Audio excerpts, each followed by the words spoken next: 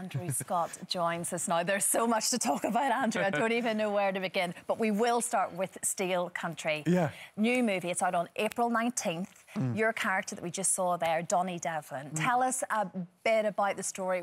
Obviously, without giving too much away, but it's a very dark, complicated story. Yeah, I was really attracted to it because it's a very different character. He's a very vulnerable guy. It's set in mid-America. It's quite a bleak place, and I suppose the essence of it is that he's sort of what you would call, he's not neurotypical. So it's a really fascinating character, quite a different one for me.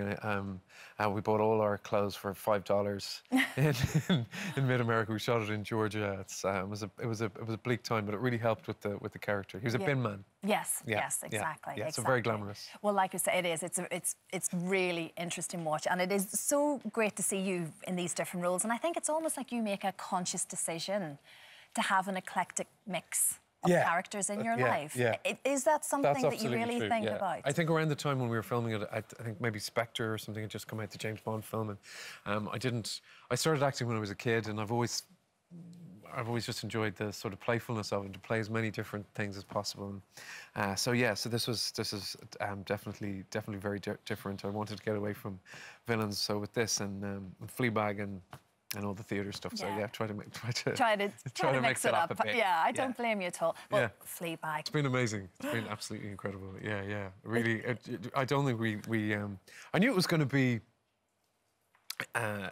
You know, it was a beautiful script and everything, but the effect that it's had on people is amazing. I bet, because it is what people are talking about, isn't it? It's like strangers coming up to you talking about Fleabag. But you actually knew Phoebe, who of course starred and wrote, Phoebe Waller-Bridge, who wrote the thing. Yes. You knew her years ago. You actually were in a play together. Yeah, we did a play about ago. 10 years ago, and so we spoke last. We had this amazing meeting last summer. The reason that they respond to them so well is because they're messed up, and we all look for love, sometimes in the wrong places. But that doesn't mean that those people don't have huge effects on our lives. So we wanted to convey love in a sort of new way. And just because it's funny doesn't mean that there isn't that heartbreaking, complete tragedy, actually, in parts of it, wasn't there? Yeah. And she did write it specifically for you. I mean, you were the person that she wanted to play this role. I think so. Yeah. So again, that's a lovely compliment, it's a lovely isn't it? Oh yeah, it's lovely. No, so I'm so great.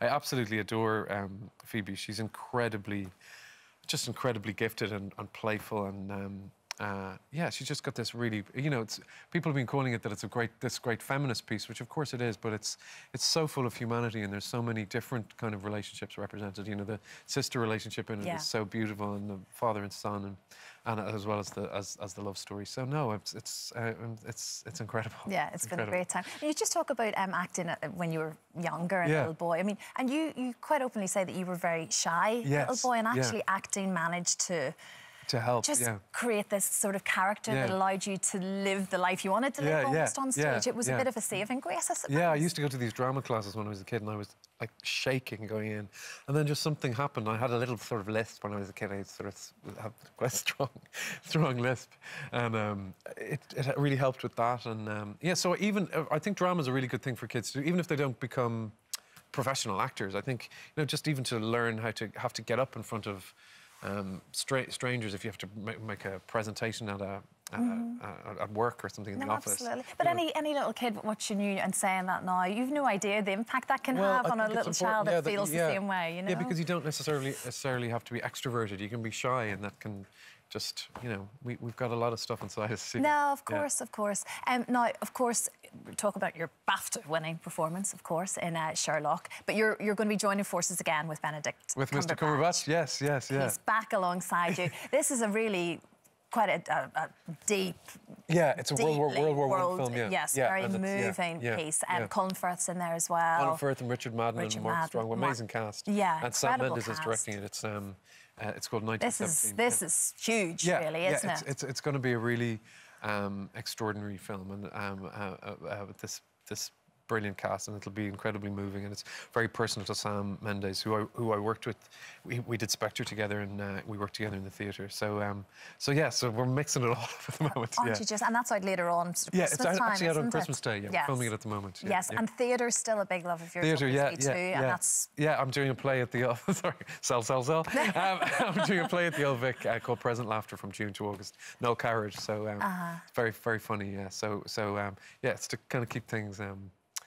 You are one busy guy. I'm a busy boy. Yeah, thank God. No, exactly. It's what it's all again, about. And you've got a house back in Dublin, I do. So you do nip back home again for a bit of kind of peacetime. My family are all there. Yeah, I go to Dublin there a lot. Oh, yeah, can never forget Ireland. No, exactly.